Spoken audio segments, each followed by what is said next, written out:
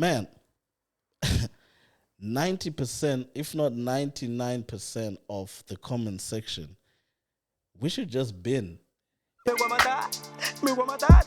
Give me to my wee. Wee. Me want my dad. Give me to my wee. Me want my dad. Give me to my wee. Wee. Ladies and gentlemen, I got my gentleman in the house as well. Yeah. Raleigh Chiwuta. Very good. Oh man. Yeah. Thank you for coming, man. No, it's a pleasure, and it's good to see you back again so quickly. Yeah. I wasn't expecting to come back, but the last experience, I'm sure we can both agree, was absolutely spectacular. So I'm just really excited to be Hey, here. but you went viral, bro.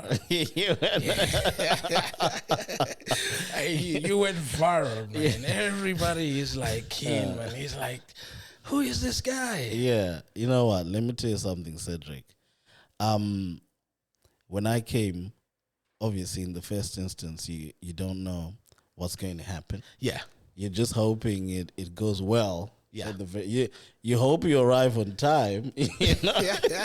Just the basic fundamentals, you know. Yeah. And I hadn't met your friend who's not here today. Yeah. And and then both of you were lovely. Of course, we met the first time at Anna Madeka's show. Anna Madeka, for yes. Miriam Makeba, yes. And that was exceptional, wasn't it? You know. How did you come across that, though? But we've spoken about this, and this is what he talk about. I've got a friend of mine, and he says that, he doesn't believe in coincidence at all. Yeah, that's true. Yeah. Like what's meant to happen is meant to happen. That is absolutely. So when I came that night to that show, my friend had booked tickets. I absolutely had no intention about anything related to business or expanding opportunity. I just wanted to enjoy the night, like day off. You came to enjoy the night. You're ending up meeting me. Because my brother always says to me, like, Raleigh, like, take a day off because I'm so intense, and then obviously it was the intermission. Yeah. And again, like I say, man, I was just being me.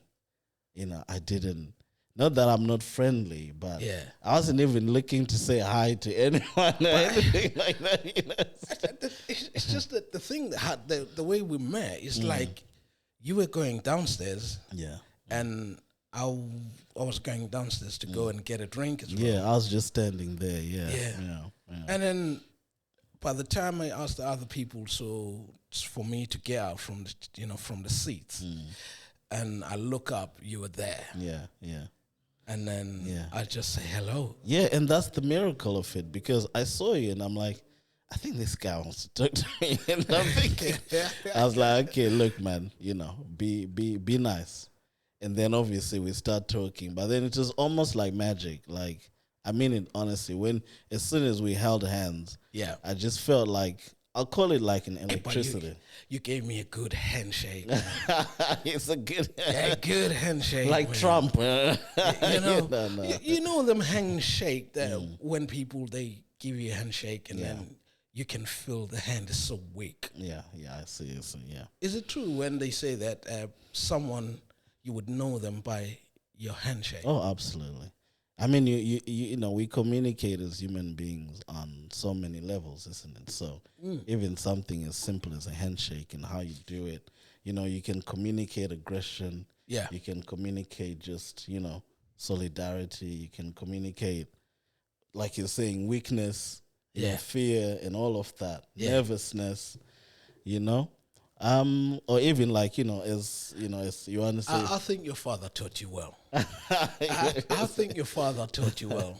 Yeah, he's a man's man, But so to the point, as soon as we shook hands and you just started talking, I just started talking. That was it. Hey, but the way you shook my hand, man, you shook my hand. You look at me straight to the eye. You just gave me that eye contact, and I'm thinking. I've never shake anybody like this. Okay, well, okay, that's good to know. Well, Because olden days you used to shake hands, a family handshake, look somebody on the eye, and then this is a gentleman. yeah, I see. Wow. Okay. I mean, I won't decline that. So thank you. Yeah. No, but that's precisely it. So I suppose you experienced it in the way that you did, as you're describing. I experienced it as I immediately got teleported into like the moment we had. Right. And then we started speaking, and then you started sharing you were from South Africa. Yeah. And then we started speaking and you're doing your podcast. And then, it was just like you shared your life and your dreams and ambitions, and I shared my life. And then, the synergy and the connection was just energy, there. Man. Yeah. The energy. And then skip fast forward, you were saying I went viral with the video we did a few weeks back. And all I think to myself, back to what my friend says, there's no such thing as a coincidence. Yeah. Imagine if you had just walked past. Because it was you. Yeah. You made the gesture to Oh, say me? hello. Yeah, of course. Oh. Yeah, as I say, hello. I was just maybe even call it being antisocial that night.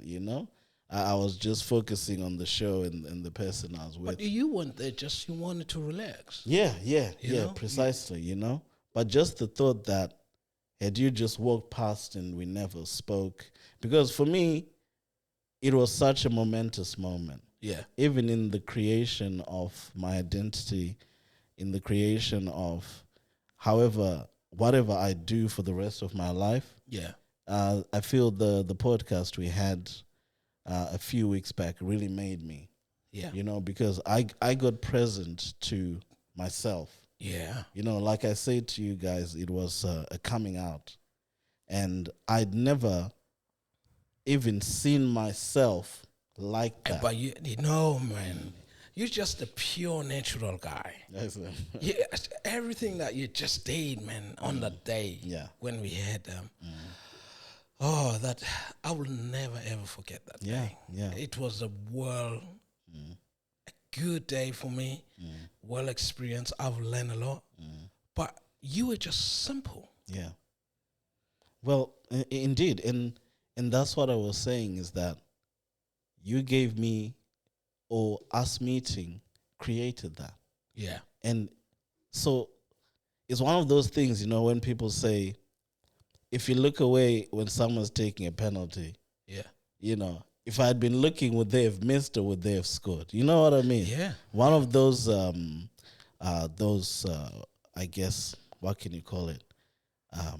Dilemmas or things that we can never know. Yeah. So the question is, had you walked past, what would have happened? Because, as I say again, back to the point, and in a way, starting with someone like you, where we've met organically, and like I told you, when we spoke after that, like my dream had been maybe one day to, somehow my books go viral and I'm interviewed by Trevor Noah or Oprah Winfrey or something like that. Yeah. That had been my dream, like my first ever interview, whatever. But I was honest when I say that the way it happened like this, for me, is the most beautiful thing, because it's a real human story. And it's, man. No, like it is. No, but it is. It is, yeah. It really is. And it's like you're finding your dream with what you're doing with your podcast and everything else in the world. I'm also finding my footing. So it's like two people creating their lives honestly. Yeah. And then you meet on this day, and then now we're doing like a second podcast. It's pretty cool, Well, but now you're part of the family, isn't it now? and then even more so, after we did the podcast, like 50 views would have been enough for me. Oh, man. Yeah, I mean, I remember you even said, at least if I could have 10, that's fine. Yeah, no, absolutely. Yeah. And then, honestly, my ballpark was 200. And I kept looking at the count, and I was like, if it gets to 200, I'll be satisfied. Yeah. Thank you, God. You know what I'm saying? And then I think it was stuck at like 170 or for quite a while or something. And then it went to 200, then 250, then 300. Don't tell them though. Don't tell them. They need to go and watch And more. It did grow. It did grow. It did. If you want to see it, go and watch it as well. Yeah. And that's just one dimension of it, you know? Yeah. The other dimension is the feedback that I've gotten from people. That's what I would love to hear. You know? Yeah. You know, this. What happened? How did it start? The feedback. How did it really? I want to ask you this. Yeah, go. Who was the first person? Yeah. To give you feedback, or maybe the first person who watched your clip. You know what it's always gonna be with me. You know. Yeah. My mom and dad and stuff like that. Oh yeah. Because I send, and you know, because I come back from work, isn't it? And my mom was there, and I could tell, like, I do a lot of stuff, right? Shout out to mommy, man. Of course. Shout out to mommy. Yeah, I do a lot of stuff, and I come back excited about this, and I come back excited about that, you know. Yeah. But I really think that for the first time, and maybe it was also me. For the first time, there was a real belief. Yeah. Like, this is actually special. But maybe it's always been there, but I didn't believe it, you know? Like when I first wrote my books and then, you know, because the thing about the podcast we did, it made me believe. Absolutely. It made me believe in myself. Brilliant, man. You know, because the reality of life is until you see it for yourself, people can see it 1 billion times and it won't make a difference for you, you know? And so, and I've watched it, I think 4 times. Yeah. And 4 times? Yeah. You watch it 4 times? Yeah, I've watched it 4 times, Raleigh. Yeah, no, because... Why? Because it was like a peak experience. Yeah. You know, when you've always thought something about yourself, you know? Yeah. And then you actually do it or get to experience it. And then you say like, wow, so it was true, you know? Because you have to remember, like I said to you, I started writing since I was in my early teens, late teens, as I say. And the actual physical copy I was 21, as I was saying. I remember that, yeah. So that's a very long time of thinking, am I this thing or am I not that thing? You know? Have you ever pinched yourself? Yeah. Is this me? Because you're like doubting yourself, right? Yeah. But in that moment, on that podcast, I have no doubt that whatever I imagine about myself, I could do, or who I think I am or I could be, that was the evidence. Like, unequivocally, like, even I can't debate it with myself. Yeah. Because it's your self-doubt, it's your insecurities that hold you back. Of course, yeah. You know, so. Yeah. And a lot of questions as well. Yeah. And so to the feedback, my mom, I could just tell she was so excited. But her teacher side came out. You know? She started picking on the faults, you know, you should have done this, or, you know, this was wrong and things like that. Yeah. But I could tell it wasn't criticism. Yeah. You know? But then ultimately she said, like, it was really amazing. And she shared it with everyone. Nice. Pretty much her whole phone contact. Nice. You know what I mean? And, you know, like and share and things like that. She shout out to mommy. Yeah. So is it alright to say her name? Ruth. Shout out to Ruth Chiwuta, man. You know, we don't really do that in African culture, but you know, you can't call a mom by her name. By her first name, yeah. No, but sorry, mommy, I apologize. Please forgive me. You know, shout out to mom, Ruth Chiwuta. That's the one. Yes. And then even more so, my dad, you know, pretty much the same. Yeah. But I think with my dad, because he watched it, and then one time because I put it on in the living room and I was gonna watch it with your dad. Well, I was gonna watch it by myself. Yeah. But then he came and sat with me, and we watched the whole thing. And to see him just react, and I think at one point he said, "People would never believe my son would be able to do this or something like that," know. But the point is, I got that he was really blown away, Absolutely. And to see that was such a moment of pride for me. Yeah. And ultimately, I don't know. I live to impress or to give back to my parents. Yeah. And I think in that moment, I probably did like, wow. I think our efforts in our son and our children have paid off in a meaningful way. Because I think with us as well, we have to go give back to them because that's another appreciation for us to say thank you, Mom. And everything that we want to do is for them to come and watch our journey. As well, so they can able to. I would put it this way, to correct us. Absolutely, But your mom, she started to pick things up now. And some of her observations she made, we spoke about some of it was were accurate. And so that was fine. So in a way, it actually wasn't criticism; it was a contribution. Because in the end, like, look, we're already doing another podcast, right? Yeah. So this clearly is a thing it's a brotherhood now, isn't it? Yeah. And for all we know, it's going to be a new facet of my life. Yeah. So I have to be willing and open to listen to what people say about, this is and also in a way I've always imagined myself as in some capacity of public speaking. Yeah. Which this is, right? So this is your platform, isn't it? Yeah. So people are observing you, and if they're saying, "I think you did this, and I think you did that, or this could be better," they're the audience. You have to be open to. Yeah. As another thing is we're in a learning curve as well. Yeah, absolutely. So we learn every day. Yeah. So whatever we get from people, but sometimes we can get nasty ones. You can get really nasty, man. Every time they always say to me, "Don't look at the comments." I see. But not only me, to everybody who does other things on the platform, social media platform and everything, they always advise you, don't go to the comments. Yeah. But we had some good comments on your side, man. Well, I mean, you make a very good point, and we can quickly segue into this whole comments business, right? Because I remember when I was writing my first book. Yeah. I did everything, as I said, independently. So I all the companies I dealt with were remote.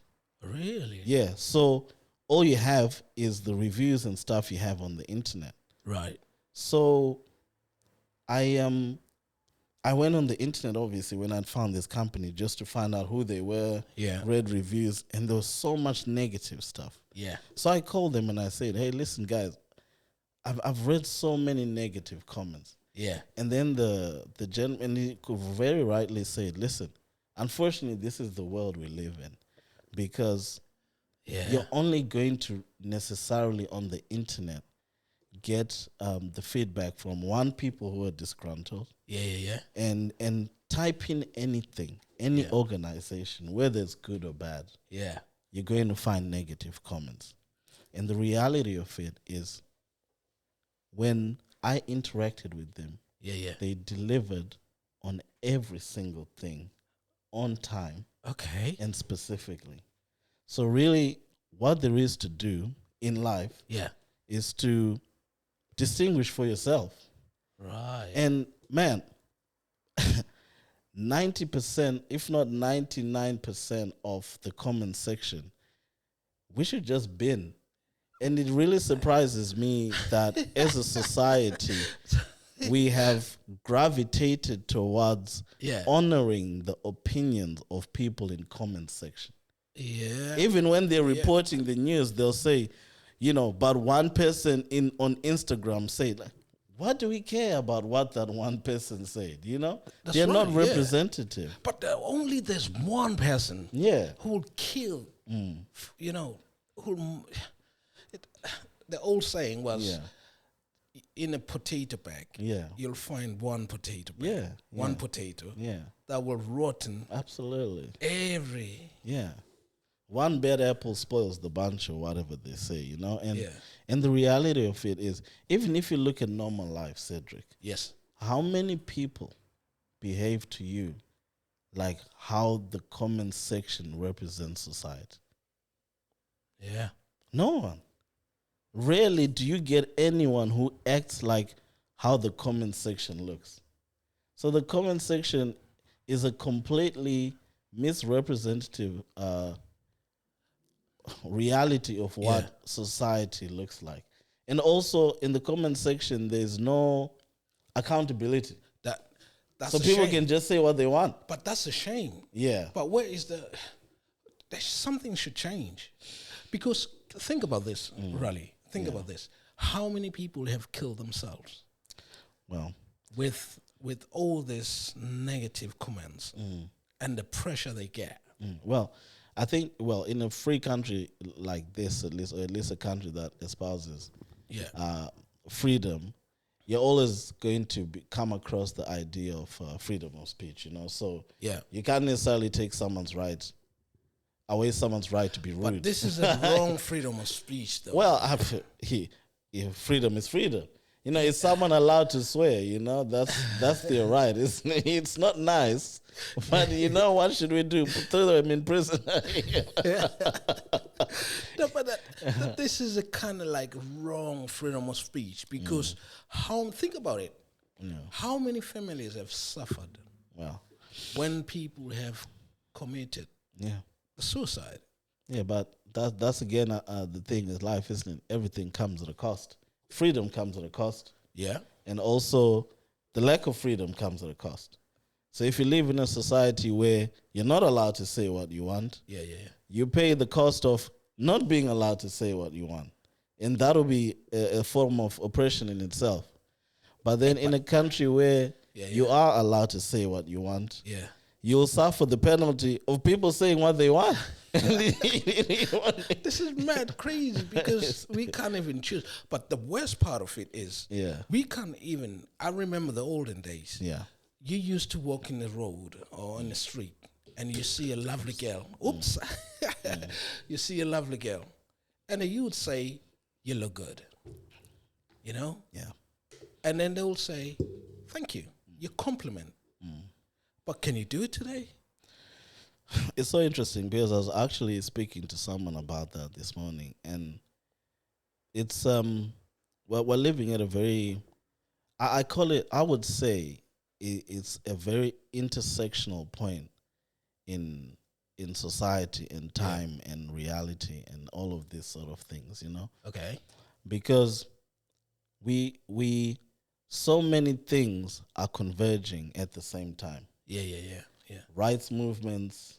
You know, we just had the whole Me Too movement. Me Too. So what that did was expose a gross overuse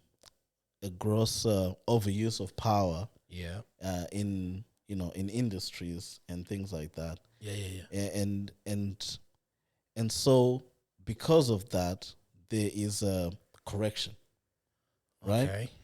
And so, but then the question is, when you do that correction, how far does that correction itself start going in the opposite direction? Right. And start being an oppression, if that makes sense. You know? I'm following you, but I'm struggling.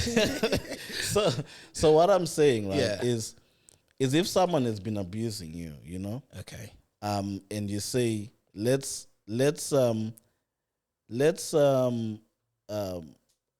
inverted commas, put restrictions on them, right? Or maybe let's say abuse them back, you know, right? Okay. How far does that reaction start to become you going too far, if you know what I mean?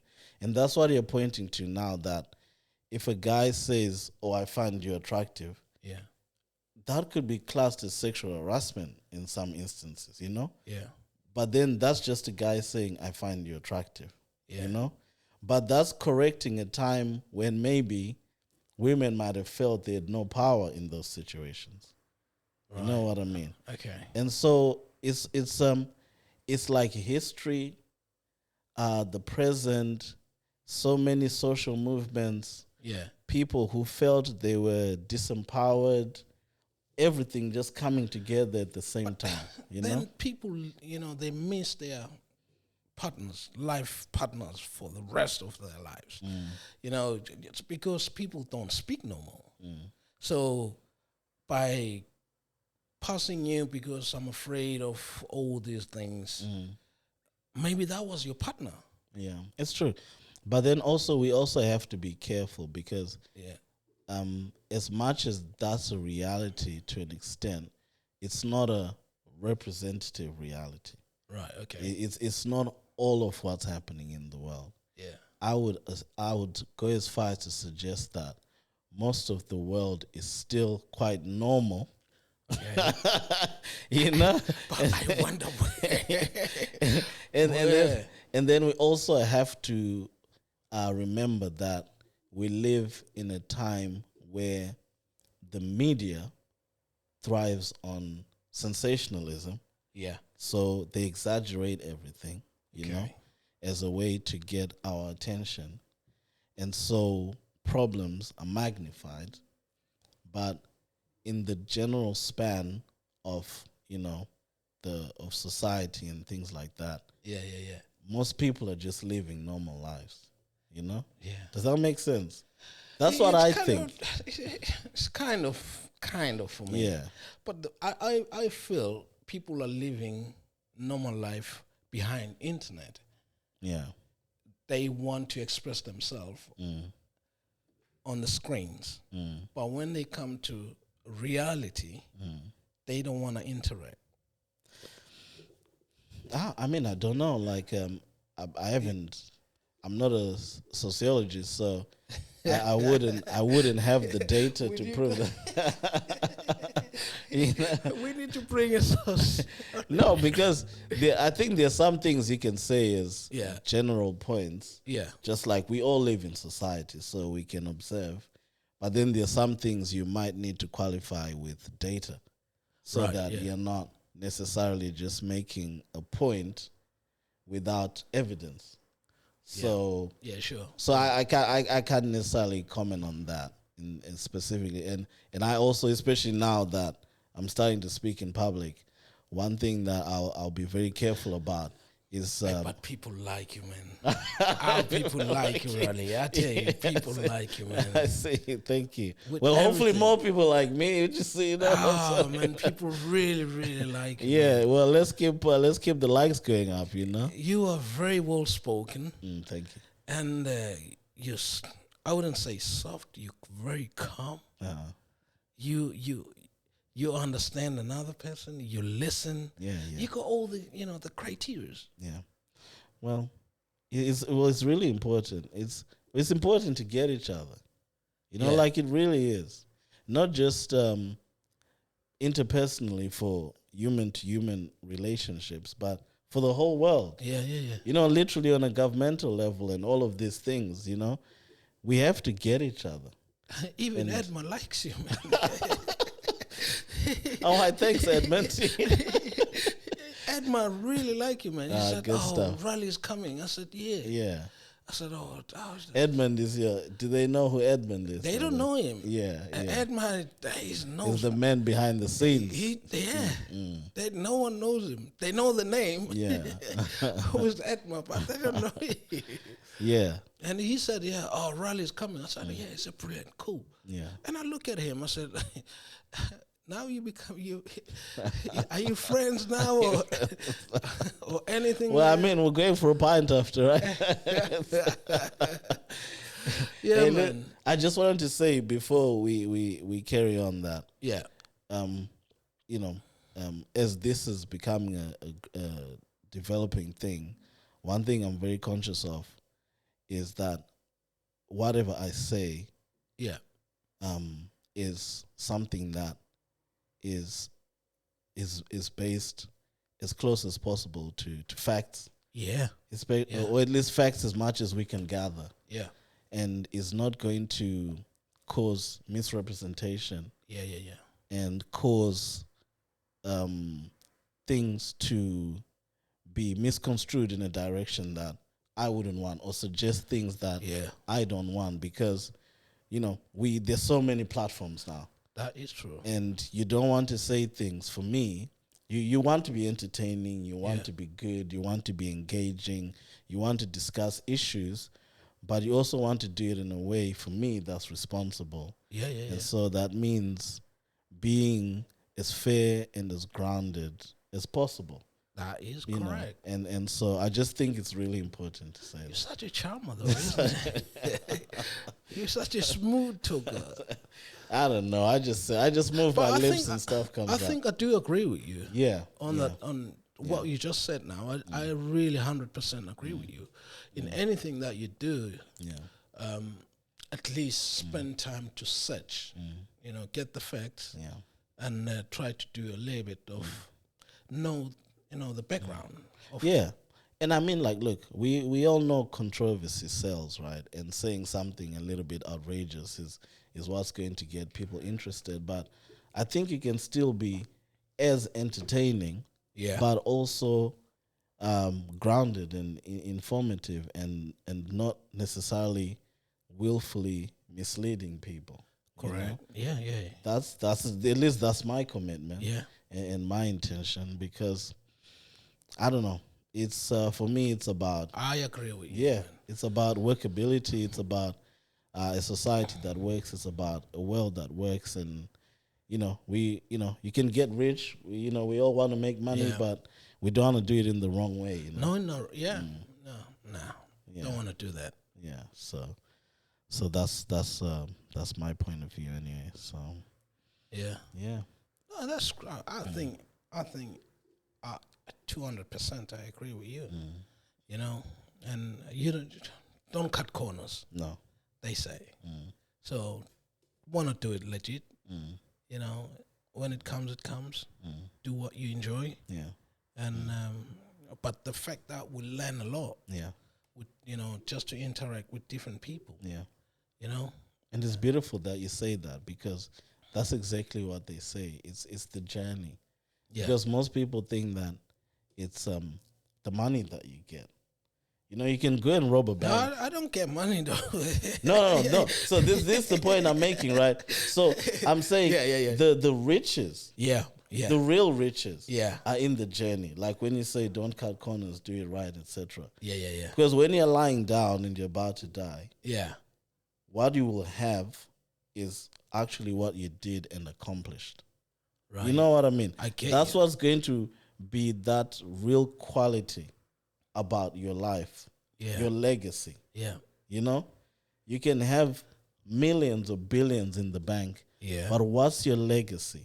What is the quality of your life? Yeah, look, I want a legacy and millions and billions in the bank. Bring them on. Bring, but the legacy has to stay there. But if you can have a meaningful journey, that's the more important thing, I don't know. Something I think so. Yeah. But what about those people who they've never been there. All of a sudden, they went viral. Boom. And everything they got everything. But then, some of them, they lose it.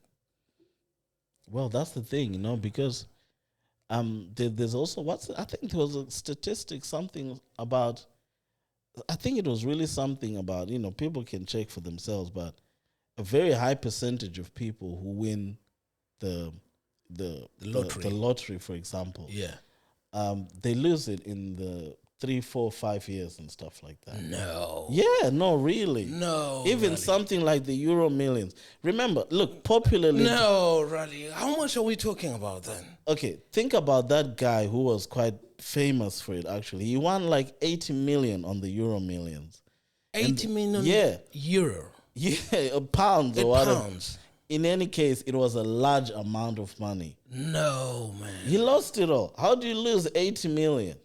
Is that the guy who went back to be a weight refuser? Dustman. He made like a motor derby thing in the back of his house, and Right. Things like this is a while back, maybe in the early 2000s. Right. Okay. But look, all due respect to the gentleman. Yeah. But the point is, as human beings, I think we are comfortable with what we know. Right. And then all of a sudden, you're taken out of that. You think you want it, but that can actually be very disorienting. But 80 million, man. 80 meter, man. Listen, give me 80 million right now. I will show you flames, man. It would last me until I die. Yeah, of course. And that's completely possible, right? But there's also like a deeper psychology into how people lose that money. Yeah. You know? And so it's and that goes back to what we were saying about it's not just about the money.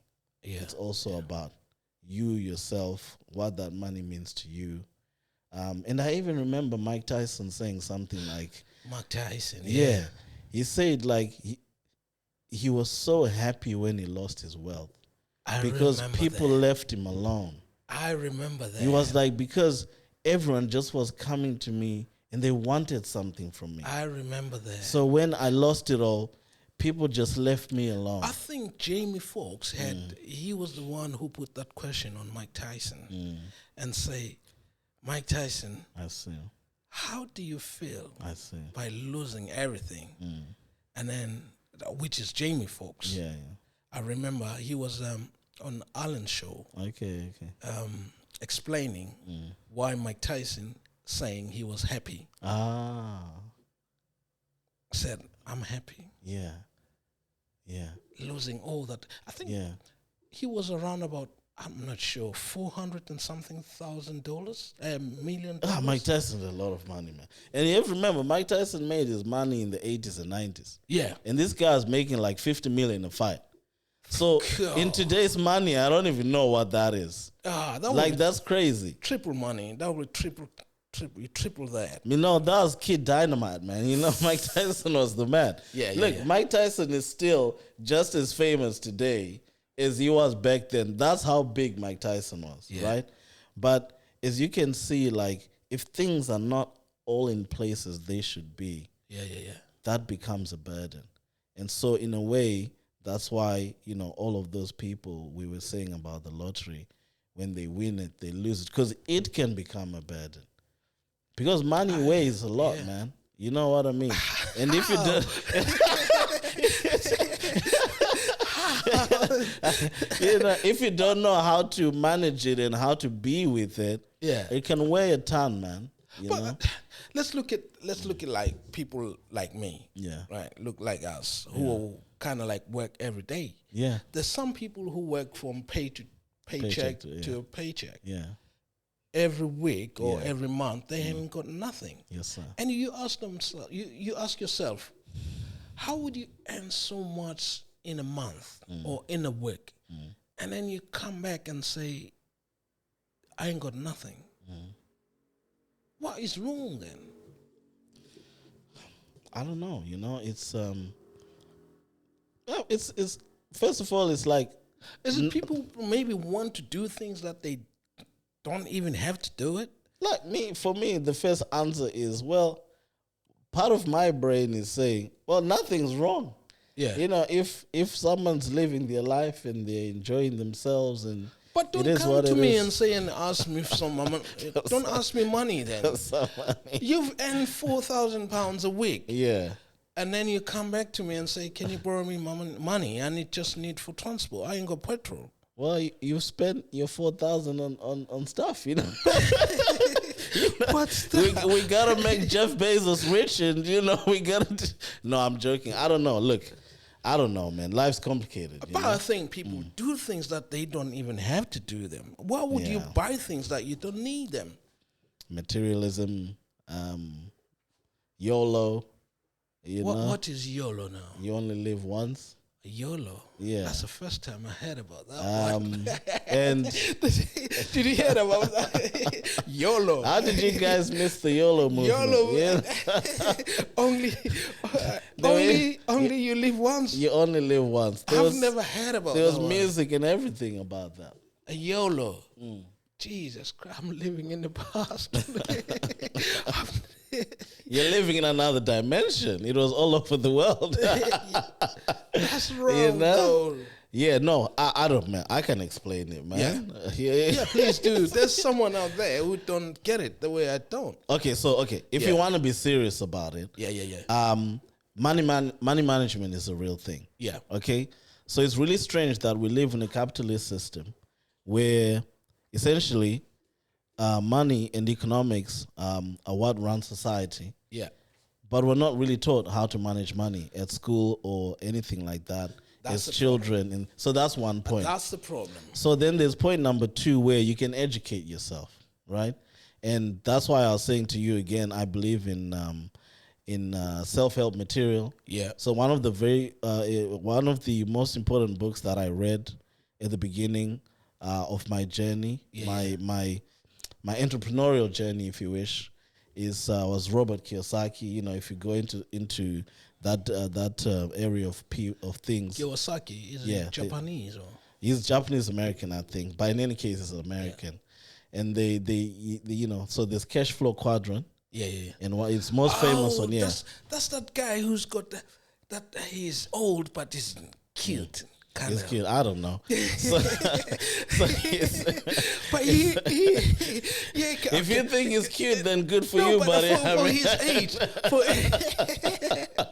but he always wear them glasses, the round glasses like that. I'm not sure. Yeah, I mean, I've read his books. I really haven't been following him on Insta to see if he's cute. But he always say he used money by debt. Yeah, so there's all of that stuff, right? So that's the guy, Raleigh. Yeah. That's the guy. His most famous book, of course, is Rich Dad Poor Dad. Yeah, you probably know that. And so that's when I started to really have an alternative take on finances and your relationship to your job and things like that. But hey, listen, it's not always going to be smooth. Yeah. I've had periods where I've made money. Yeah. And it's been like, hey, it's coming in hand over fist. How much? Enough. I've lived a good life, How much? Enough, You're driving a very inexpensive car as well. Yeah, it's quite nice, yeah. Hey, but it's beautiful, man. Yeah, no, it's beautiful. Listen. I won't mention the name. Yeah. You've got to enjoy your life a little bit. No, look, there's certain things for me that I think are important. Is a nice car. Yeah. Of course, your health, it goes without saying. Yeah.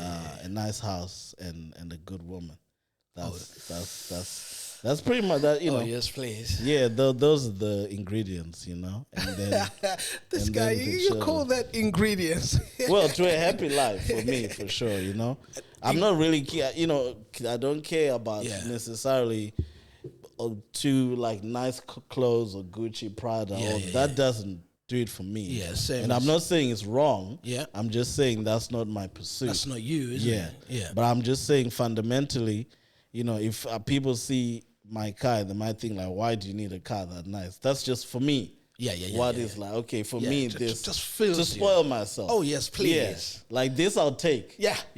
Or maybe a nice watch as well. Maybe a Rolls. One day, from Jaguar to a Rolls Royce now. Hey, you said you won't mention that. I'm joking. Yes. Yeah, no. I mentioned that. I will play. No, so this is what I think I'm gonna keep for the rest of my life because, I'll tell you something. When I bought that car, right, I said in our last podcast, things had been really tough for me. So, but also that's one thing. The other thing is I was saying to myself is like, I felt like it's the next level. Yeah. Because that car is the one they drive, the prime minister. And, and the queen, the king now and stuff. So, and I say to myself, not that you measure yourself on material. Yeah. It was just to say that I just associated, it was like overcoming. Yeah. From where I was to get back to that place was like overcoming something, proving something to myself. Yeah. So there's some kind of representative value about that. But not that it means anything, because that's not what I measure my life on, but it was just that, you know, when you achieve something, like when you graduate from university, you get your certificate. It just measures something. Yeah. That's all. You know what I mean? Hey, but you're a clever guy, man. Hey, you're clever, man. Why am I clever?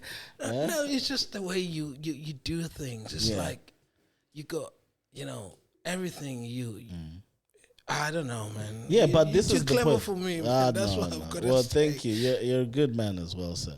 And the reality of it is, what I was saying is, it undulates. You know, like it goes up and down. So as I was saying before, you know, there was times everything was flying, and then it goes down a little bit. You know, so maybe you will need your friends to help you out. You know, and then things will pick up again. And so I think right now I'm at the time where things are picking up again. But I've also drawn a line in the sand. Right, okay. And I said, like, we're not going down ever again. You know what? we've done enough of that. You know? You felt the pain. Yeah, it's just sunshine from now on. That's the place I don't want to go. No. It's not fun anymore. It's not nice in there. Yeah, you know? Because sometimes you think you're a cowboy and you're like, I can take anything. It's like, okay, I've taken it all, you know? That's the thing. I don't want this now. Let's just go easy now, you know? But then that's the learning, you see? Yeah. And this is what they say to you, my friend, okay? This is the most important thing. People think failure is bad. Yeah. Failure is the most important thing that can ever happen to you. Nice. You know? And this is going to sound strange to say, but losing everything. Yeah. If you really want to achieve everything, is the most important thing. Right? Yeah. Now the question becomes, can you survive it? You see? Hey, that's hard. That is hard. You know, no, and this is why most people play it safe, right? Because when you lose everything, because you have to remember, like, the psychology of losing everything is the most terrifying thing. Yeah. Because your brain and your whole survival mechanism is saying, if this happens, what's going to happen to us? What's going to happen to me? Are you asking me? Man? No, I'm telling you. Because I've been there. Man, losing everything, man. Yeah, this is first-hand experience. Or at least it's in your perception, right? Yeah. Because this is where you start to go outside of yourself. So then when all of your worst fears happen, what are you left with? Nothing. Yeah. You lose all the friends. You lose all families. Don't come to you no more. Yeah. That, you know, no one comes to you. You feel like I'm just alone now. Yeah. So now what happens? I kill myself. Yes, I mean that can happen, right? Or what else if you don't kill yourself? What else happens? I'll get a job. Yeah. So you start again, right? Yeah. And then now you're bigger than everything you thought you were scared of. Man. You can't see that. I see what you're saying. Yeah.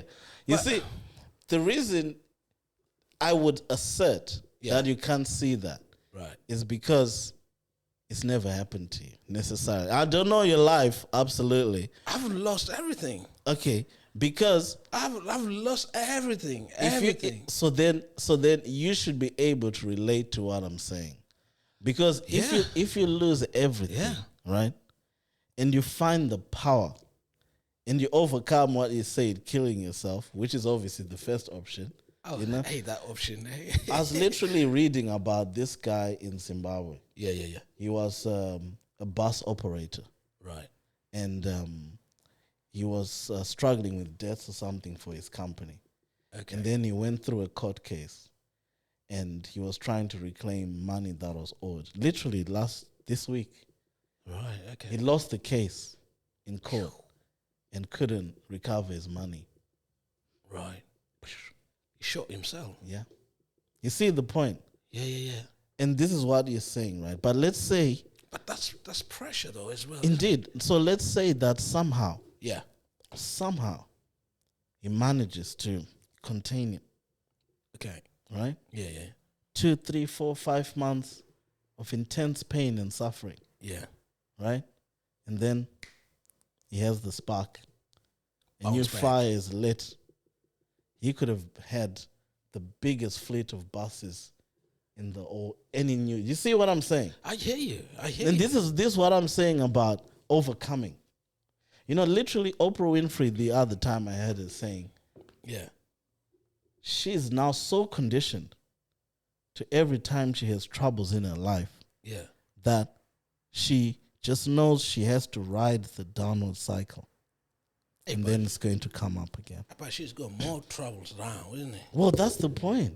And this is what I was saying, that people's relationship to failure. Yeah. You see? So someone like Oprah now knows what failure is.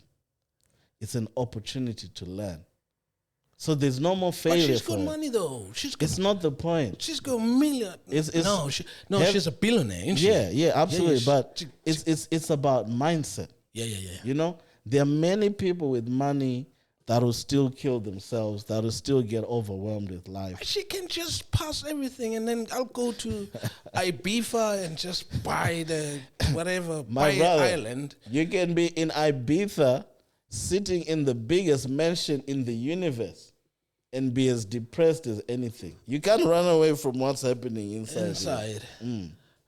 But I'll order food. Like I'll order anything I want. Money is actually not the solution to life's problems. Yeah, money makes life better. We live in a money system, so yes, you have to remember that this is a very new thing, a very new invention. Right. If you look at outside of modern Western civilization, essentially, or this new world that we live in, people didn't live like that. It was subsistence living, hunter-gatherers, and things like that. Yeah. Money is, yes, it was there to some extent, Roman Empire, whatever, and stuff like that. But most people in the world would just farm the land and hunt and stuff like that. You know? So money is a concept that we've made up. Yeah. It's actually not got anything to do with being a human being. The qualitative aspect of being a human being is all that's in here. And this is what we need to be focused on, you know? Spiritually, mentally, psychologically, emotionally, physically, all of that.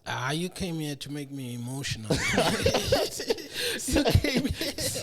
You came here to depress me. No. So money doesn't necessarily answer anything. Yeah. But of course, we live in a world that's run by money. So yeah, we all necessarily need it.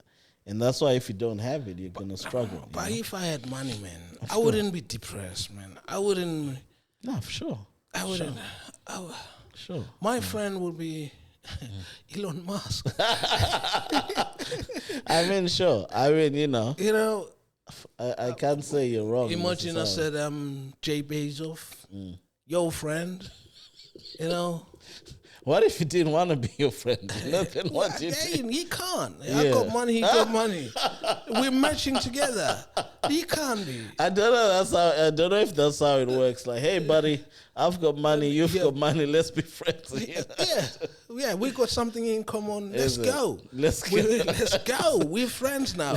Let's go to the place where people with money go. You know? I'll tell Elon Musk that I want to design another car. He can't say. He's not going to ask me to give me a business plan. He will. No. Oh, absolutely. No. Oh, yeah. I got money. That's how these guys work, man. No. Where's your plan? Show me. I'll say... where are you going to go? What's your concept? I want an electric car that I'll put a battery on top. Yeah. It will work. He's not going to question me. He's not going to lose the money. I'm the one paying for it. Okay, I mean, well, fair enough. Yeah. Go out and get it, my friend. You know? I ain't got money, though. That's the thing. But if I had money, they would be my friend. Is it? They would be on my top list of my contact. First, if you check my phone contact, we'll say number 1, Elon Musk. Yes, number 2. Jay Bezos. Yeah. And number 3, Donald Trump. Maybe Donald Trump. Maybe Trump. Number 4, Joe Biden. No. Biden, no. Biden is, he forgets a lot. Yeah, it's too late. Now he forgets a lot Is nowadays. it? Yeah. Yeah. Aliko Dangote, put him in there. Yes, Dangote. You know?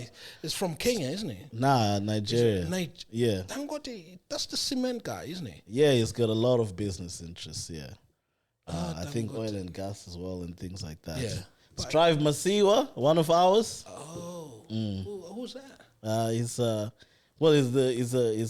Zimbabwean, isn't it? Telecommunications. Yeah. And this he's become a billionaire as well. So he's done really well. That's good. Mutsipe? I don't know that one. In South Africa though. Yeah, the guy who owns Sundowns. Okay. You know, we have Kaizer Chiefs and Pirates and Sundowns. Yeah. Patrick Mutsipe, he's a billionaire. Yeah. One of these are my friends. So you have loads of friends. Hey, now I want your friends. So I'll be like, hey guys, me and Cedric, you know, we're boys. You know, so. Do you see what I mean? Yeah. That's money talks to money. Of course, sir. No, of course. Yeah, that's why I'm. No, not me. But that's why I'm talking to you. That's why I'm talking to you.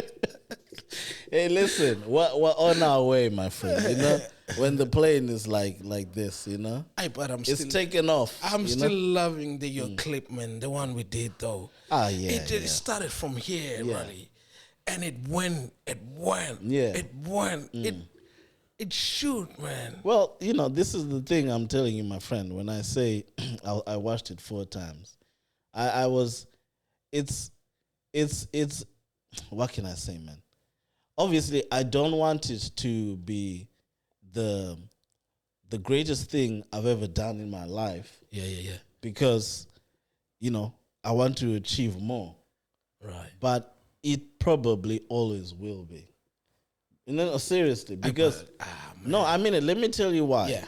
Because it's the first time I got to know myself. You know, because I listened.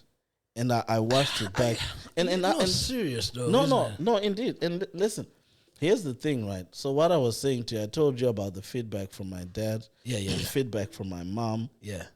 And I remember one of the points, like, because my dad is like I said, is a very thinking man, right? And I remember one of the points I said, he looked. Because he was sitting, like, you know, on the arm of the sofa. Yeah. And I was sitting on the sofa. Yeah. He looked at me and said, Raleigh, that is such an intelligent point, you know? And then I just, to be fair, I was really zoned in. You know, I took it in. Right. Because one of the things I've always been really wanting in my life is, just like any son, I guess, is, you know, the acknowledgement of your father, you know. When you, I felt that in that moment, I really got it. You know what I mean? Yeah. Like, I really got it. Like, he was like, that's my son. Yeah. You know? And I was like, that's my father, you know? So that's why I'm saying, like, on that dimension, there'll never be anything better for me. Because now it's already done. So anything else that comes after that is like a bonus, you know? Man. It's like, you know, when you get married or when your child is born or something. Yeah. They're born already, right? You see? So everything that happens after that in your life with them is a bonus. Yeah. You know what I mean? So that's why I say it's the day that I got to know myself, because I got to listen to myself in that extended format, speaking like that. And be like, wow, if you guys were listening, I was also looking back and saying, like, that's me. Yeah. And then also, so that's my parents. And then obviously they shared it with different people. And the feedback was pretty much on the same, in the same domain, if that makes sense. And there's a gentleman in Zimbabwe who wants to, like, put the books in his school because he's building a school. And just things like that, which is what... Things are happening. That was always my dream. My dream is to speak to young minds, because the education of a human being, really, the formation of a human being starts in childhood. Yeah. You know, like, honestly, we're talking about corporal punishment. Yeah. Last time, and I don't believe in it as a model, but as African parents, that's what we used to do, and what used to happen. So I remember one time I came from boarding school, and like my mom didn't hit me for like 2 weeks. And so I said to my mom, you haven't hit me for 2 weeks. Like, what's going on here? And then she goes to me, well, Raleigh, you're 14 now. Yeah. There's nothing more I can tell you. You're who you're going to be. Yeah. And so in that moment, I honestly got that she wasn't hitting me. She was raising me, because that's what she believed in and was taught. It wasn't malicious or anything like that. Yeah. That was genuinely, because remember, spare the rod, spoil the child, isn't it? That's what we're taught in Africa. Yeah. As a moral principle about how to raise children. Yeah. So you can't blame your parents for having done that, whether you liked it or not, And so, but then I really got in that, and she never hit me ever again. Nice. You see? And so that's why I'm saying, for me, the rearing of a child starts is pretty much as soon as they're born. Yeah. You're teaching them all of your values and also the reality of existence. Yeah. If they cry and you don't pick them up, if they are in pain and you don't respond to that, they're already learning to some extent about, life and, their relationship to others and you and all of it. And then obviously they start to think more the things you say to them, whether you shout at them or whether you listen to them, all of that, they're learning about life. So for me, really the passion is young people, and not teach them, because who am I to teach anyone, but like communicate, get engaged with them. A point of view that I think is meaningful. Right. Yeah, and that's why, so obviously when he said about getting into schools, his book into schools, and that's just like the beginning point. That's obviously very exciting, because that's ultimately the main dream. And of course, engaging with adults is awesome. But young minds are, that's the. But I think what we can do with that one, it would be nice. Yeah. Because there's a lot of things that you do. We can able to maybe, let the view what other things that you do, especially getting engaged with other kids. Yeah. Especially you got your own charity. In Zimbabwe. Well, not in Zimbabwe. I mean, I've got a social enterprise, as I was saying. And I'm working with 2 charities in Uganda. Oh, Uganda. We just support, moral support. Yeah. Financial support when I can, if I can. But actually what makes a difference, so for people, is just knowing that someone cares. Yeah. And sometimes all I can do is just say something positive. Because the thing that we underestimate, particularly when you're in the bubble of the West, or in the bubble of living in a safe place, is how many people are disenfranchised in the world. And itself, the word care, or to hear that word as a person, to say, I care about you, it plays a bigger role. It's like this man, which is me, for them, it's like he's consistently been, because a lot of what they say is people come, they show interest, and they go. Because I literally was like, I just had an epiphany. I was like, okay, now it's time. I need to find, because I want to grow. Because I've got a social enterprise. So at some point I want to be working all over the world. Because there's so many people who just need that step. You see? So, and people have to fill the gap. Because the way capitalism necessarily works, I'm not saying capitalism is bad, but there are some gaps that it's not filling. So us who are in a position to and can, we should fill those gaps if we can. And that's all I believe in a way in what I want to do or am doing. So, And so this guy, so Alan, for example, he's got his Dream House Orphanage. Yeah. So these children who are like, they were orphaned through war, and don't say it. Don't say anything now. Okay. We'll talk about that topic Okay. next time. Yeah, Okay, next time. Next time. That's a part of that I'm very, very interested to know, because of all the work that you do, man. Which is, I was so surprised. How much you're so involved in this work, and knowing you now as we close with brothers, it's like I'm trying to know you, but I don't know you, and it's kind of like there's more for me to learn. Yes, sir. And I'm just curious. No, it's the same for me. Like, you're a musician, so I really would love to listen to you play one time and things like that. And well, I mean, that's the beautiful thing about we dance together. And that's the beautiful thing about being a human being is, we're multidimensional. Yeah. We're not just one thing. Yeah. And that's really what I really believe, Yeah. And so like the last time when you're asking me, like, are you a radiographer? Or no, are you a diplomat? But you're saying you're a radiographer. And I was like, well, that's the job I'm doing, Yeah. And that's another thing that I comment on society, how people now fixate so much and put so much status on the job that they do. That doesn't define you. It really doesn't. Most of the time, it's circumstances and all of this sort of thing.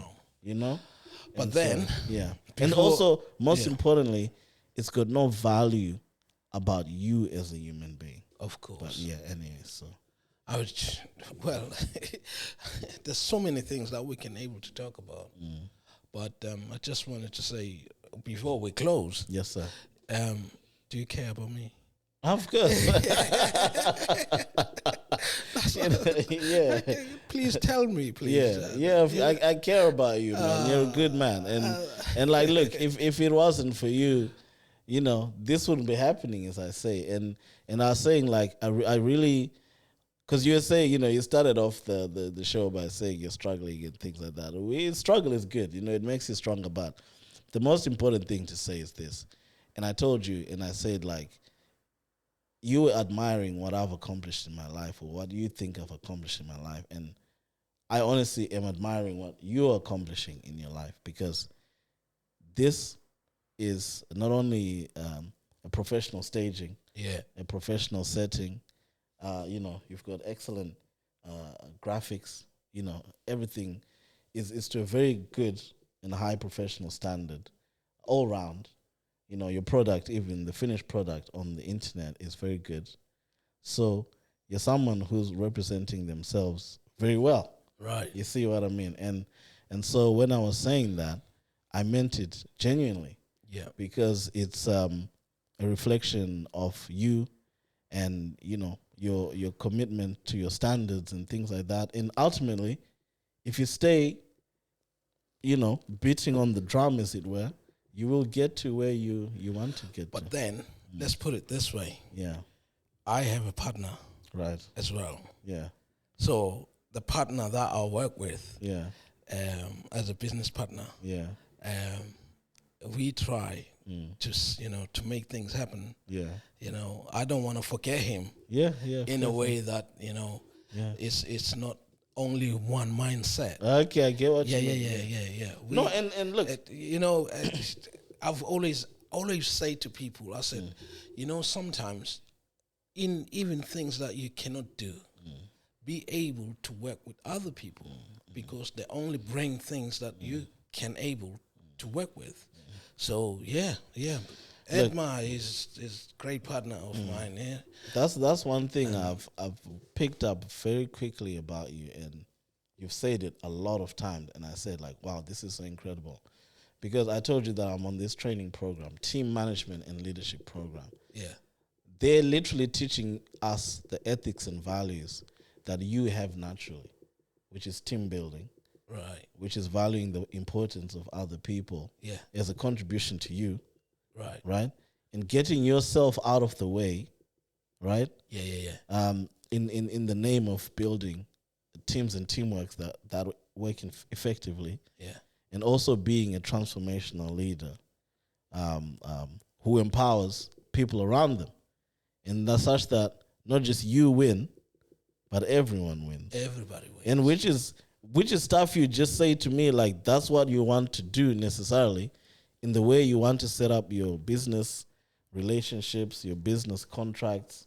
And even now, you know, you felt uncomfortable with me honoring you, but you didn't want to necessarily take the credit because you feel you're doing this with your partner as well. Yeah. Whereas most people will be like, nah, look at me.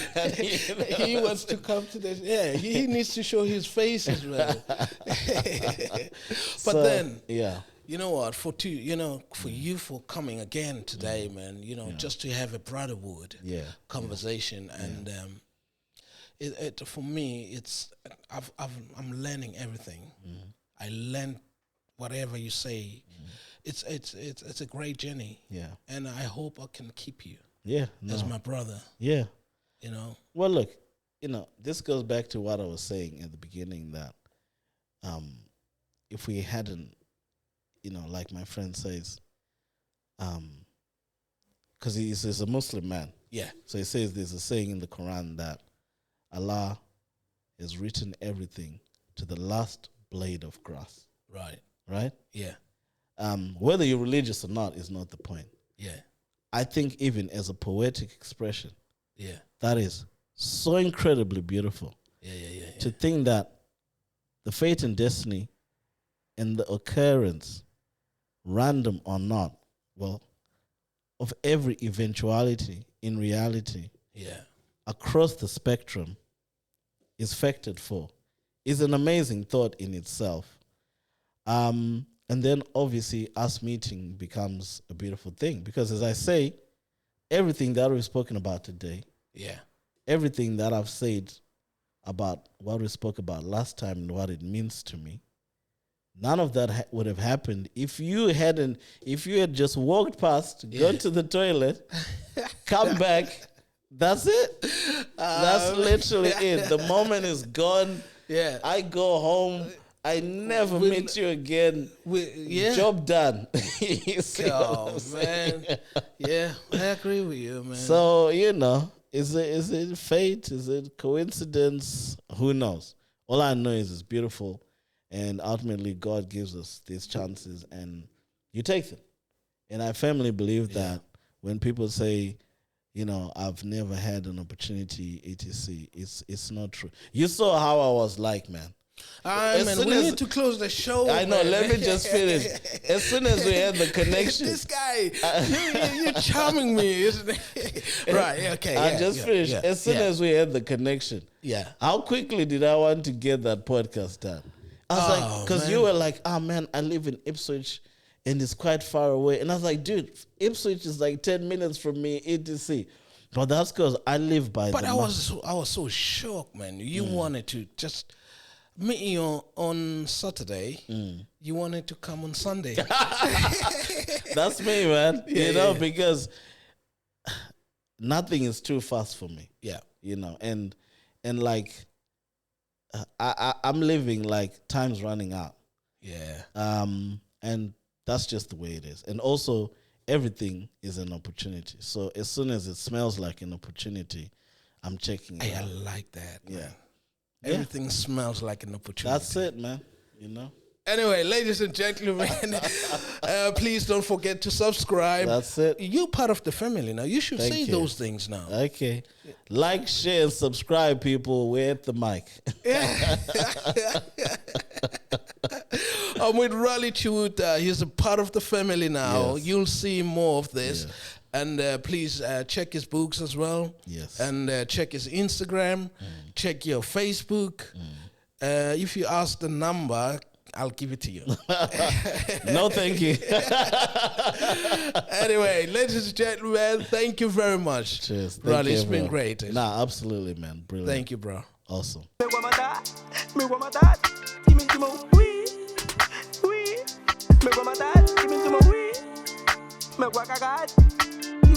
Me